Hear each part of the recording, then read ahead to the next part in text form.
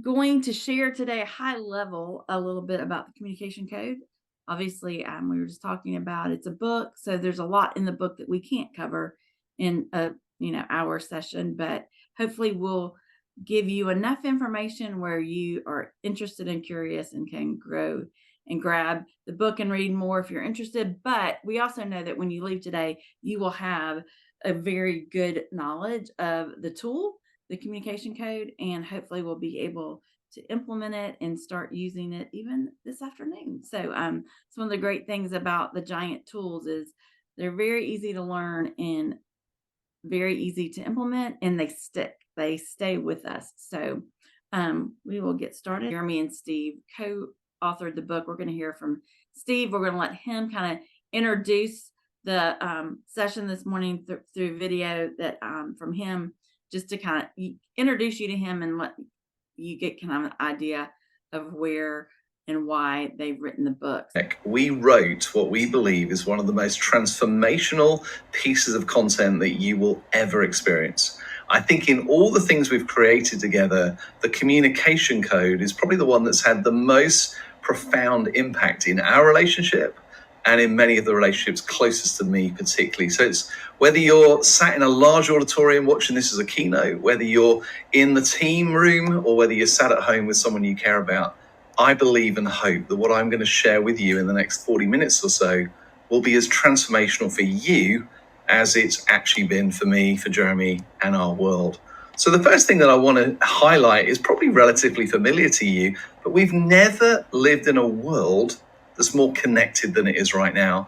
The advances of technology and the wonderful little phones we carry everywhere with us, we've never been more connected as a species. And yet the paradox is, in a time when technologically we're more connected than ever before, relationally, you could argue that we've never been more disconnected. That actually there is a loneliness epidemic, there is a mental health and well-being issue that's affecting the whole of the Western world particularly. And that goes to the root need of every human being to be heard, to be valued and appreciated. And communication, the ability to communicate with those we work with, those we live with, those that we enjoy collaborating with, is such an important part of what makes us feel truly alive as human beings. So what I want to share with you briefly is based around this assumption that transmission of information is not the same as communication. It's really, really important because in a sense, there's information everywhere. There's information overload almost. But communication, as we've defined it, is not simply somebody saying, here's my information, here's the long email, here's whatever it might be. I'm assuming that I've communicated with you. Communication is actually where the transmission is shared, the person receiving it is able to understand what you expect and hope, and then reply in a way which communicates that they've understood the transmission the way you hoped it would.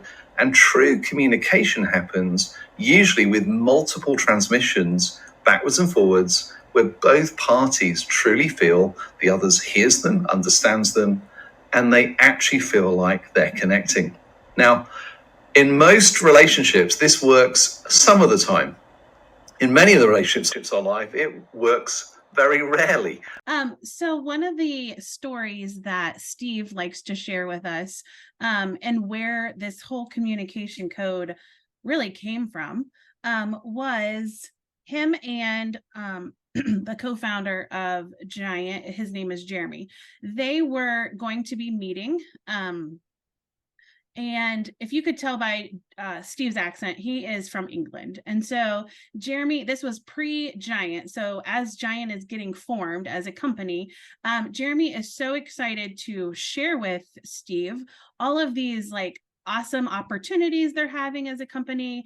And he's going over to England. He's going to share this with Steve. So they're meeting for lunch.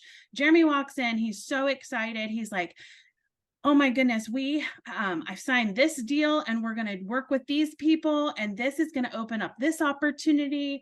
And Steve's like, wait a minute, like, have you thought about this? Or what do you mean by we're going to be like, you signed this contract for us? And so he was feeling this like, wait a minute, I was kind of left out in this thing. And so it was this banter back and forth for a little bit. And then Jeremy said, wait a minute, this is not what I intended for this conversation to be. I thought I'd come here, you'd be excited. You're one of my good friends, my partner in business. Like, this was going to be a time where we were going to be excited together.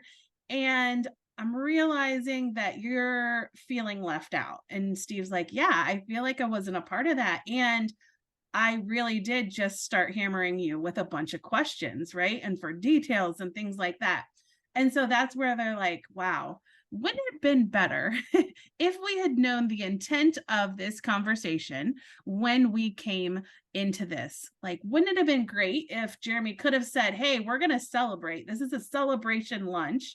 And Steve could have shift his thoughts to, okay, we're going to celebrate, versus bringing critique is what they would have called that. So that's where these the five communication codes were created, the 5 C's, and it's really learning that transmission and receiving. So Deborah, you want to show the next?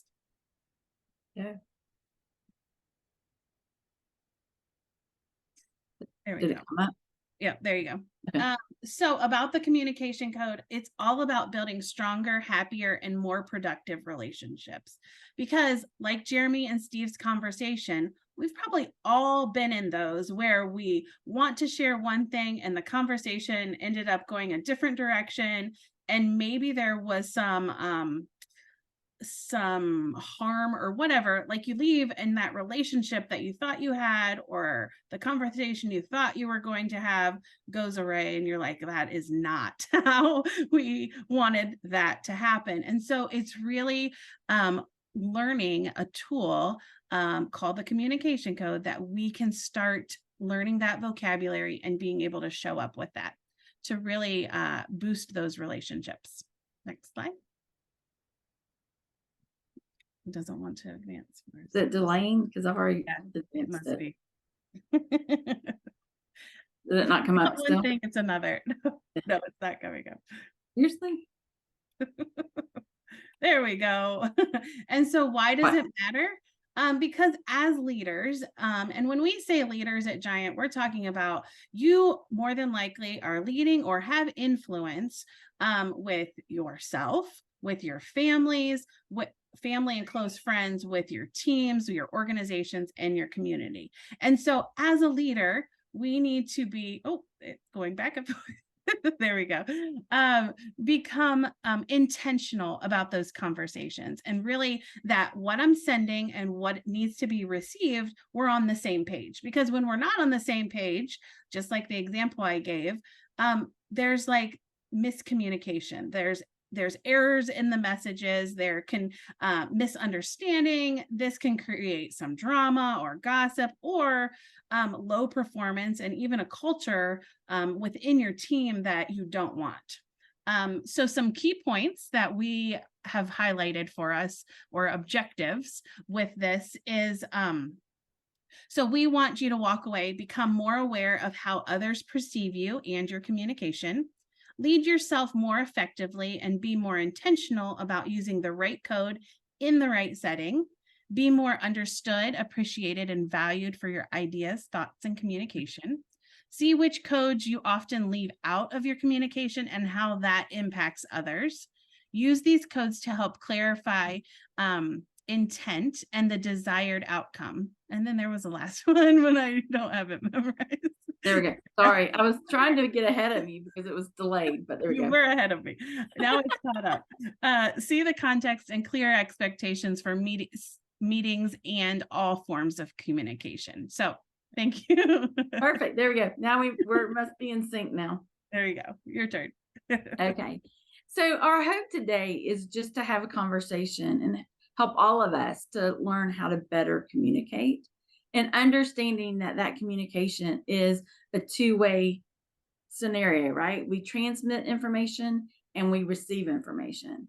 So as you're thinking about the communication codes, we're going to ask that you think about, okay, where's your default? How do you typically transmit information, and how do you typically receive it? And do we need to be more intentional and make some adjustments on how we transmit and how we receive. So, as we talk today, those are the ideas and thoughts you can kind of keep in the back of your head. There are 5 communication codes, and we're going to unpack all 5 of them with you today and give you a little bit of detail on them, and then hopefully also give you some examples as to how these play out. As we're talking, please feel free to jump in, ask questions, unmute yourself. We would really like this to be a conversation. So please don't hesitate. If something strikes you and resonates with you and you're like, oh yeah, I remember, a time when that was a negative impact on my communication, just jump in and be a part of the conversation this morning. So our first communication code that we're going to look at is critique. And basically, critique is if I want someone to critique what I am saying or what I'm transmitting, I'm basically saying to them, hey, I'm inviting you to critique my work. I want you to ask the difficult questions, do your due diligence. I need to know why this isn't going to work. So if I am transmitting and I want that critique, it's helpful if I give someone that expectation. I kind of give them that clue and say, hey, I need some critique here. Can you help me? Versus just jumping into the conversation and starting to share ideas. Because if we do that, when we jump in and start sharing ideas, the person receiving that is probably going to receive and give back in one of their default codes. So it may be that their default code is to celebrate. And so you hear all these ideas and they start celebrating.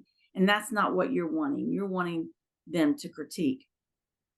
Also, we have to be careful that if we are on the receiving end, we make sure that if we do launch into critique, we make sure that the person who is transmitting, who is coming to us with the conversation, that's what they're looking for.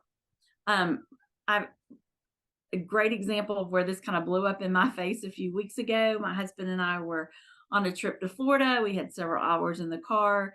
He starts talking about these ideas and plans for expanding his business and making all of these great new ideas. And I jump into all of the critique. What about this? What are you thinking? All of the things that in my mind, I'm going, okay, how is this going to work? And really what he was wanting to do was celebrate. He was excited. He wanted me to come along and celebrate with him. Had he said, hey, I'm so excited about, that would have given me a clue. It would have given me an expectation. It would have allowed me to know what he hoped to gain from the conversation versus me just jumping into critique. I could have also asked, hey, what are you hoping to get out of this conversation, right? And set that expectation. It would have saved about a 2-hour discussion, if you will, had we both set the tone and given each other codes on how we wanted that conversation to go. So hopefully, as we're talking about each code, you can begin thinking of situations like that where this tool would have been helpful to manage a conversation and allow it to be a more healthy, more productive conversation. Very good. All right. The next code is collaborate, and collaborate says, I'm inviting you to help shape this with me. I really want your wisdom and expertise to help make sure we get the best possible outcome. So collaborate is like that invitation for the team or individuals to come in, and you're saying, hey, here's what I've got so far, but I know that with this collaborative work, right, with us coming together, we're going to get the best outcome because I'm falling short here, or I want the team's input here. The big thing about collaboration is we need to allow space and time for collaboration to happen. If a deadline is 10 minutes away and you're asking people to collaborate, it's probably not the best time. You really need some critique then because it's about to be turned in or it's about to go live. So the big thing with collaboration is when you're inviting people in, give them space, right? And set some time, schedule some time where you really can collaborate, where they can really bring their best, and the outcome then is what you want it to be. Great. Go. Yeah, hold on. There we go. There we go. Our next code is clarify. And basically what we're doing here is if we are wanting clarification, it's good to just give someone heads up that that's what we want. I know I have something important to share. Would you take the time to ask great questions so I can get there? Please know that what I say first won't be where we end up. So be patient. I can think of many, many conversations that I've had with either coworkers or family members where it would have been very valuable to be able to either on the receiving end understand that we were in clarifying mode, or on the transmitting side, so that people didn't jump to permanent plans or walk away thinking, wow, that's what Deborah thinks, that's what she's going to do. So it definitely helps us manage and hopefully limit miscommunication when we're able to say to someone, hey, I'm just trying to clarify things. I just need to talk it out. I just need to think about it. I'm not ready to make any permanent plans. I just need someone to hear me and process with me and help come up with some really good questions about how to make my thoughts and ideas better. So again, it just sets up, what is the expectation of this conversation? What do I hope to gain from the conversation? It allows us all to start at the same place versus in our minds being at different places and then that causing conflict or causing confusion as we dive into different ideas or thoughts.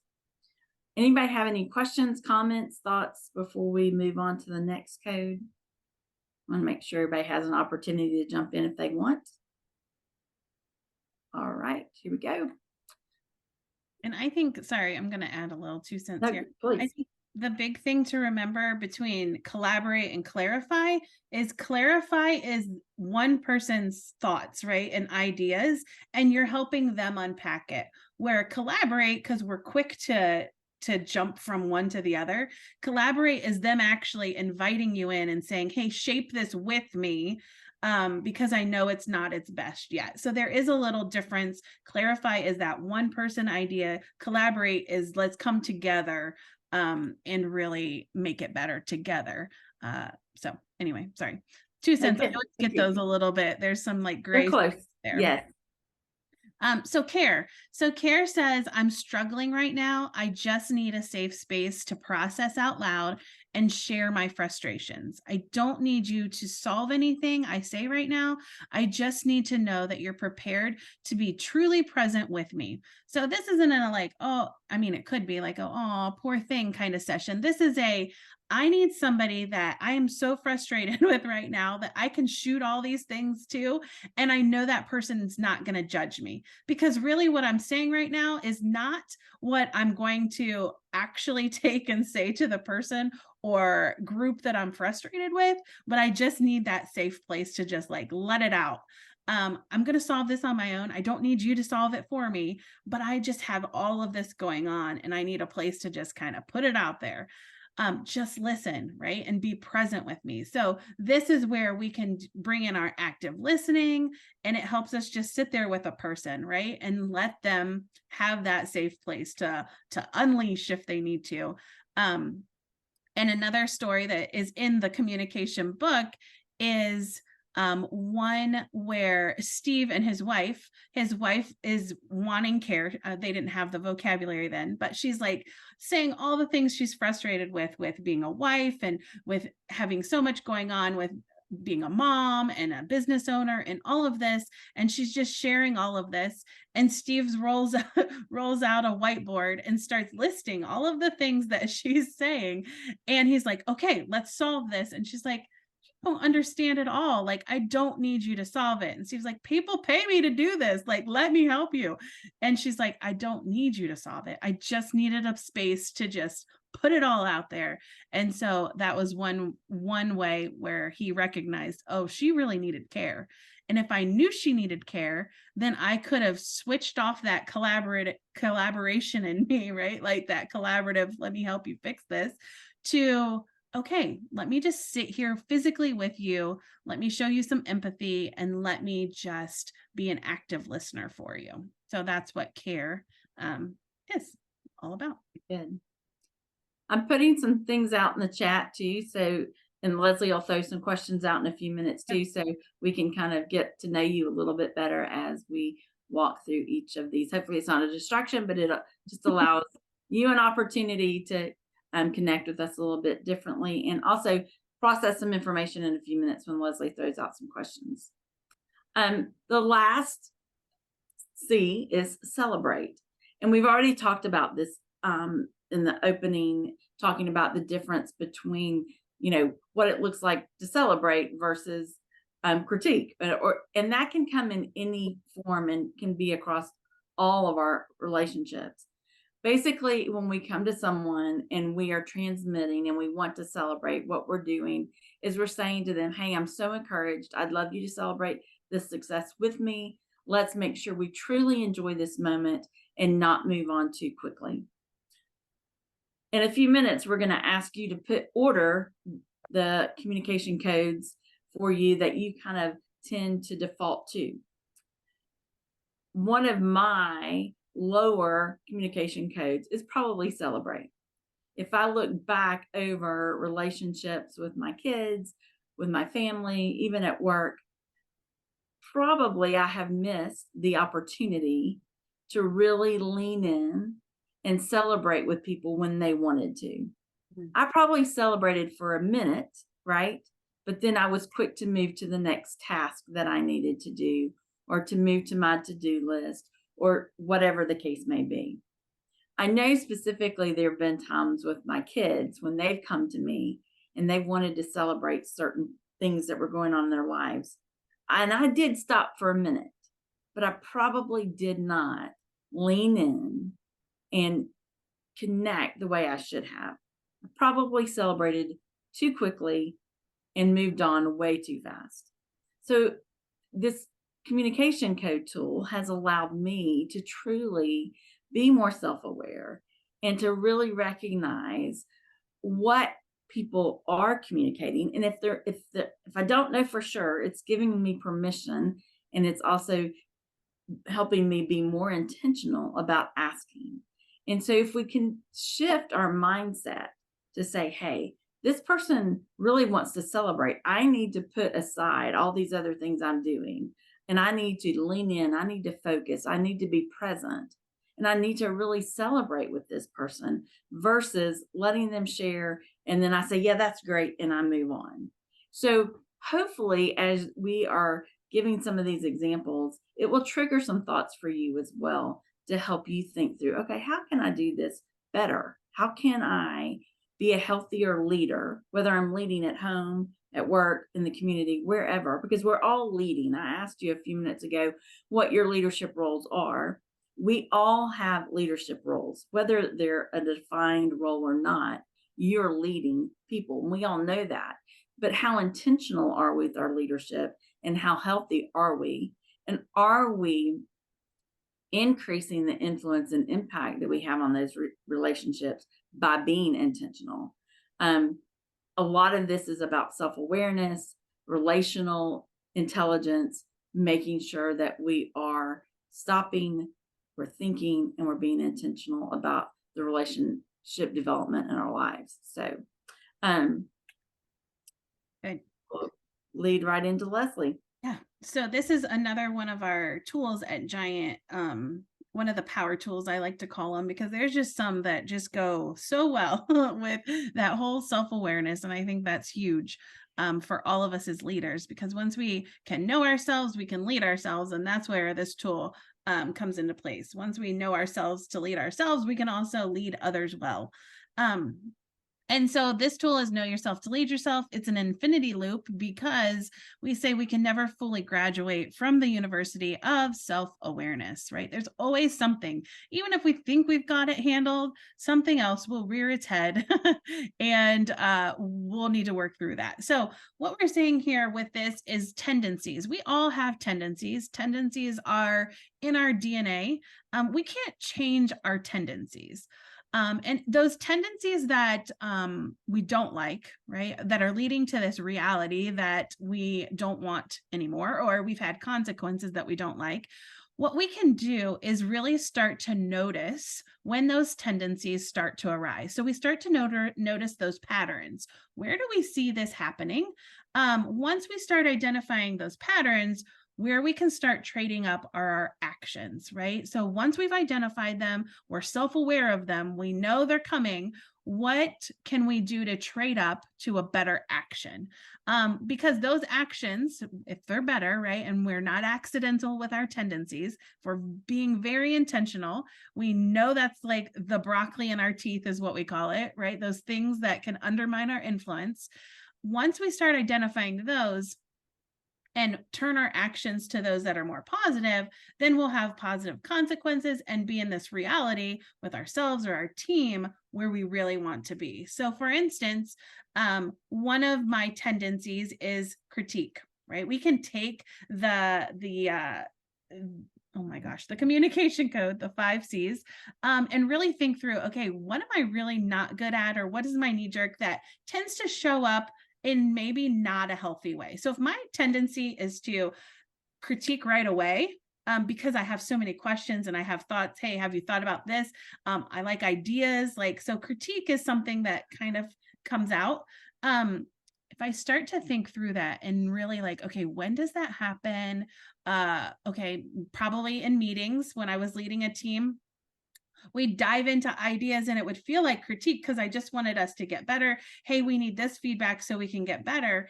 But what I realized is I was wearing my people out, right? Like they were showing up and it wasn't like they didn't want to come to meetings because they knew we would be walking away with like, oh, we didn't do this right or we didn't do that right, you know, feeling that kind of way. So I was like, what if instead of that, I started with celebration? So we would start meetings with, and it didn't take, I mean, I would leave like 2 to 5 minutes. So it wasn't like a time waster, but I started to see my people like a shift in their body language. They wanted to come. It was cool to kind of celebrate each other. I would let them share some celebrations. I would celebrate. And it was just a reminder to the team that we can do some things, you know. So it was really that change, and it became this reality where my team didn't mind coming to meetings, right? Like they weren't so frustrated coming to meetings. And so it's that whole, once we start identifying our tendencies, especially with the communication code, that's what we're talking about today, and we start to get intentional about it, then we can start to trade our actions up to those that are making this reality that we want to be in. So the other thing I would like to say about critique is I've learned, don't give critique unless it's asked for. That is a huge like golden rule when it comes to critique, unless people are actually asking for it. Unless I'm saying like, hey, this is about to go live, you know, Deborah, punch some holes in it. Like, how is this not going to work? Right? Like, we need this so ready to go.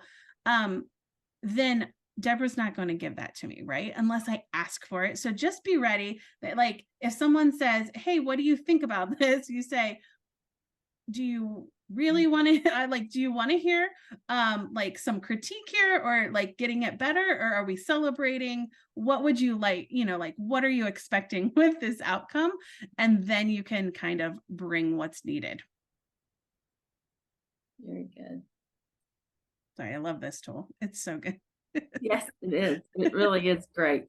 And it has so many implications across all of our relationships and every area of our life. And we talk about areas of influence or circles of influence, and this absolutely plays out in every single one of those areas. So I threw this out a few minutes ago, but what do you think your 2 default communications are? When you're receiving information, how do you typically respond? Do you respond with critique? Do you jump into collaborate mode?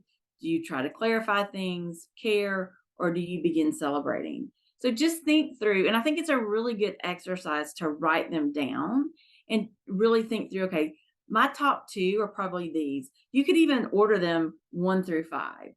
My top two are probably care and collaborate. Then, clarify is probably next. Critique and critique may be higher, and then celebrate. But I think it also depends on our relationships. Like I said earlier, the conversation that I described with my husband and I in the car, I jumped to him with critique very quickly because of our relationship. Had that been someone else and they had been sharing about their ideas to expand a business, probably would not have jumped to critique as fast. I probably would have jumped maybe to clarify, which would have been a much healthier way to respond. Or maybe I would have even recognized, hey, this person wants to tell me this because they're excited and they want to celebrate with me. So it also depends not only what our tendencies are, but I also believe it depends on the relationships that we have. So this really does take a little bit of thought and intentional time of self-reflection to think about, okay, how do I respond naturally? What is my natural tendency? But is that tendency different with different people and in different circles? And I'm sure it is for all of us. So then we have to break it down. With Chuck, this is where my communication codes are. With my kids, with coworkers, and so forth.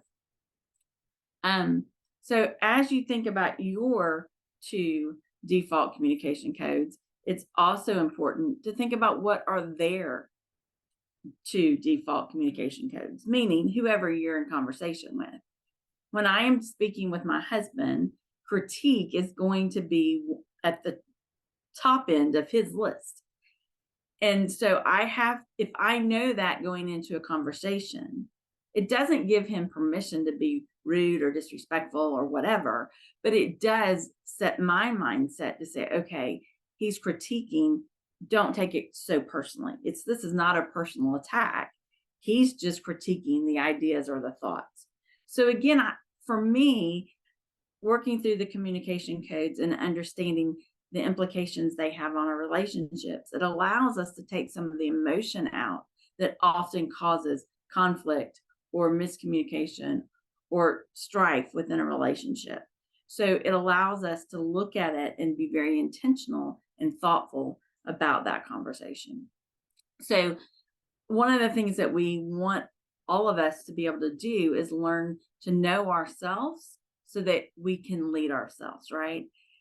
We also want to be able to know others so that we can lead them well. So if we take the time to have a conversation with someone and say, hey, I just learned this new tool. It's called the communication code. Let me share it with you. And then ask them, okay, what do you think your default codes are? That will give you huge insight on how you need to approach them and how you can manage that conversation so that it can be a healthier relationship.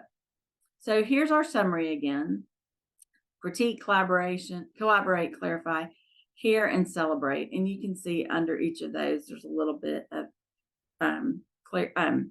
explanation that we've already gone through. And then our next question for you is, how might these insights impact your relational dynamics? Shared a little bit about that just a minute ago, but really start thinking about, okay, what impact does this tool, or what impact can this tool have on my relationships? And then Leslie's going to dive in with us a little bit about how to personalize our communication code. After we have identified, okay, these are my 2 defaults. If I'm going to put these in order 1 to 5, this is kind of what it looks like. Then really, what does that mean? And Leslie's going to help us understand that. Yeah, so the examples that we have here are those from Steve and Jeremy, and then Steve's wife as well, because those are the stories that we hear. But like Deborah said, it's really taking, okay, so Steve's order is collaborate, then celebrate, then clarify, then critique, and care in that order. So for him, collaboration is like how he comes and what he where he shows up the best. And so to him, what he did was then explain each of those, like, what does that actually look like for me personally? And then he's able to share it with, I mean, we know you're not going to share this with everybody, but it's those key relationships that, wow, wouldn't this be great if I had even more insight to know how to show up for, you know, the direct reports I have, or my boss, or my husband, or my kids, just to have those kind of conversations. So here's some examples. So for Steve, collaborate means I love being a consultant. I love to have the capacity to make just about any situation in your life better, whether that's personal or professional. So ask away. So Steve is huge for collaboration, and that's what that looks like for him. To celebrate, if it's justified, I like my skills and wisdom to be celebrated, particularly where I've been a catalyst in helping you achieve significant breakthroughs. I love to enjoy experiences and celebrate life with those I care for. And then clarify for him means please ask good questions to really understand what I'm trying to say. I will sound more certain than I actually am. So don't be intimidated. So that's what those three look like for Steve. And then he goes on to explain his other two. But let's take a look at, so Jeremy is the other founder at Giant and his business partner. So they've had this conversation multiple times, but for Jeremy, clarify is what he wants first. So clarify to him means please listen carefully and make sure you really understand what I'm trying to say. Don't just assume. This is what I'm hearing you say. Is that right? That's a huge question for clarification. I will pull back if I don't see you're trying to understand me. So some insights into Jeremy. Then for him, care, which for Steve, care is like number 5. So it's good to know this. Care means it's always in the little things, right? Check in often, make sure I feel I always initiate in the relationship. I'm sorry. Oh my gosh, my words this morning. Don't make me feel I always initiate in relationships. Take time to understand my wider world, my family, sports teams, etc. When I feel cared for, I feel closer to you. And then for celebrate, it means it's nice to be acknowledged personally, but I really want us to celebrate how we are winning together. So it's a little bit different celebration than Steve's, where we were talking about what he's able to bring to the team. And Jeremy wants to celebrate the team as a whole. I want to be part of the Avengers and celebrated for my contribution. So then he goes on to tell us about collaborate, and critique is his last one. And then we have some examples from Helen. So Helen is Steve's wife. And so this is what she loves care. She's really good at care. And so this is her explanation of care. So this is the first, and to be honest, the only form of communication I truly appreciate. Please speak kindly and gently to me at all times. Use all the other codes through this lens first. Don't just tell me you are for me. Show me in practical way that you have thought about my situation and how I might be feeling. No need for you to rush in and solve my problems. I can usually do that myself, but I deeply appreciate your time and encouragement. Do simple acts of service that show you understand me and my needs. Do these things out of sheer kindness for me without an agenda or expectation. And remember conversations we've had.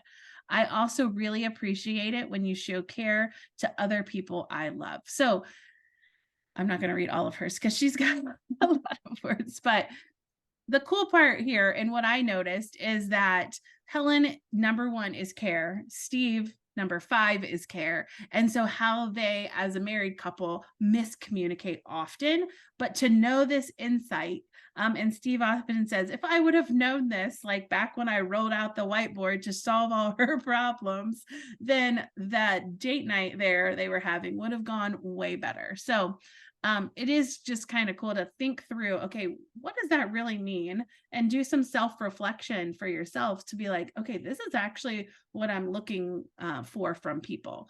And I noticed, Nikki, you put your husband is critique and more critique.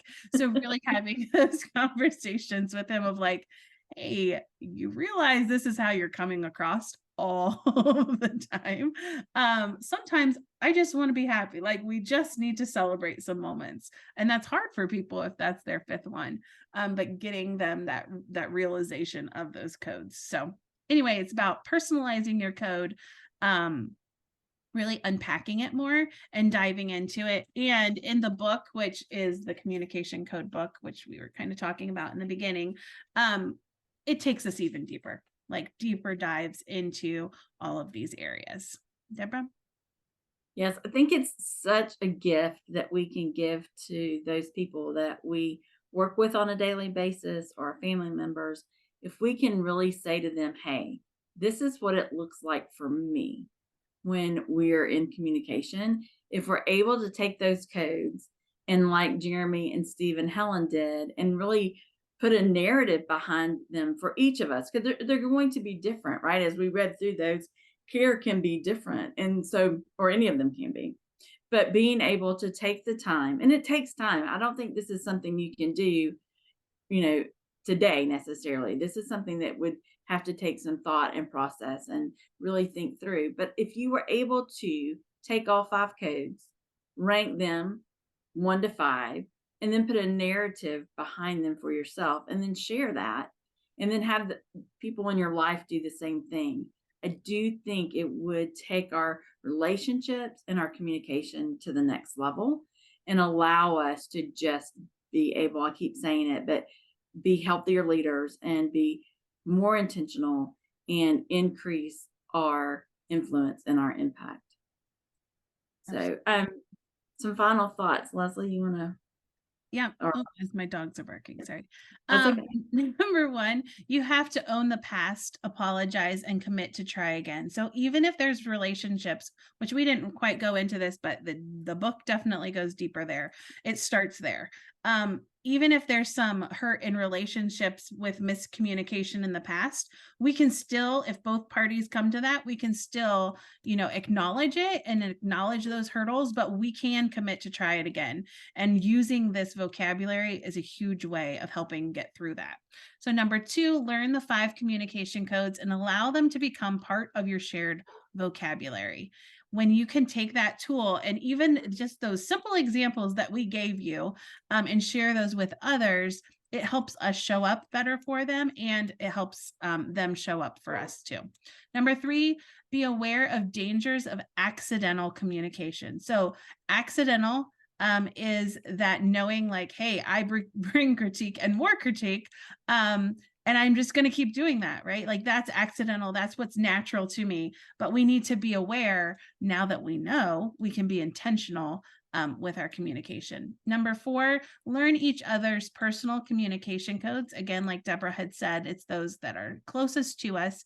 Wow, wouldn't it alleviate time and pain in the long run if we kind of do the work now?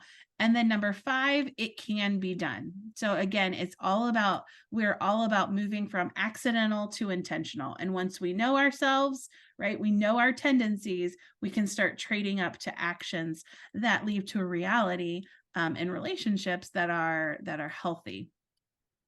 Oh, Right. the name of the book, sorry, one more time. It's called The Communication Code. And it's on Amazon. If you're here in the Columbus, Ohio area, I have some and can get it to you, but Amazon is where you get them. You're welcome. Yeah. So, hopefully we have sparked your interest today. If anyone wants to share any thoughts, either in the chat or unmute yourself and just let us know what you're thinking, we would love to hear that. What action steps will you take to unlock your relationships, and who in your life needs this information? So anyone want to share any thoughts or ideas on those 3 questions?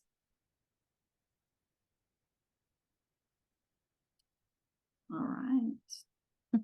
We will move right along. So what is your plan and what are the next practical steps? Leslie's going to share some ideas on how we can take these concepts and go even deeper and further, not just with the communication code, but with a lot of different leadership skills. Yeah. So with Giant, we're big on saying, now what are you going to do about it? And Deborah had challenged you to personally take some time as leaders, parents, as spouses, as friends, whatever. We get busy and we don't actually take time for ourselves to really think through that self-awareness and start to learn to get healthier. I mean, you're all here for a reason. You're all signed in today on a Saturday at 10 a.m. And I'm sure it's just because you're all thirsty or hungry to get better and healthier. And so the challenge for you is to really take that time to dive into your personal communication code. We also have another opportunity that Deborah and I are offering.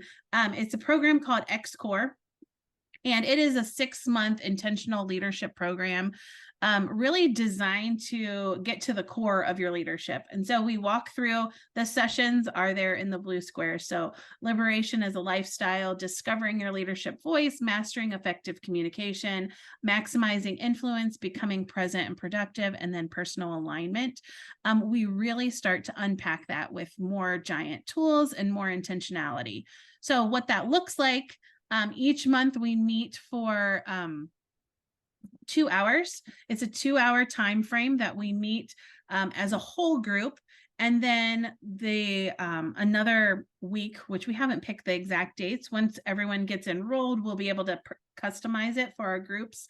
But then we'll be in smaller groups. We call them core groups. And in your core group, you'll be with either myself or Deborah. And it'll be a smaller group where we can hold each other accountable and we can really start to unpack even more the content that we've learned in our large group. So along with that, you will also have a subscription to the Giant OS, which is the platform where Giant has it's like a subscription. It's $10 a month, but they have videos, kind of like we saw Steve in that video. There's a lot of videos and then like action steps, and it's all over different topics and everything like that. So you'll have access to that as well.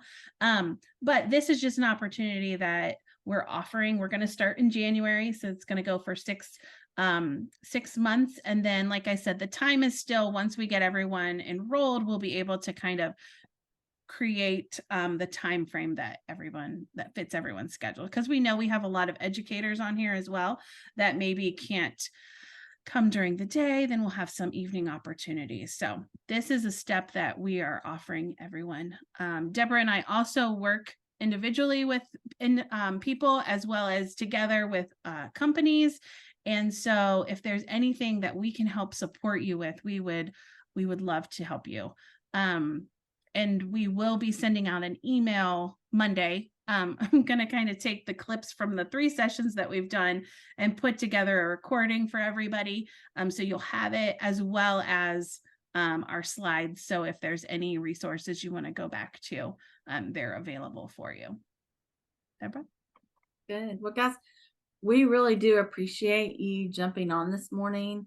I do agree with Leslie. Obviously, your professional growth and development is important to you. And so we are excited to be able to just share with you today. And if there is any way that we can walk alongside you in that journey as you become more self-aware and grow in your leadership capacity and in your influence and your leadership skills, we would love to. So love to see some educators on here this morning, some that have similar background to me, and others that are, I forget who said it, but someone said, I don't have a leadership position yet, but I'm looking to the future and I want to grow myself into that position.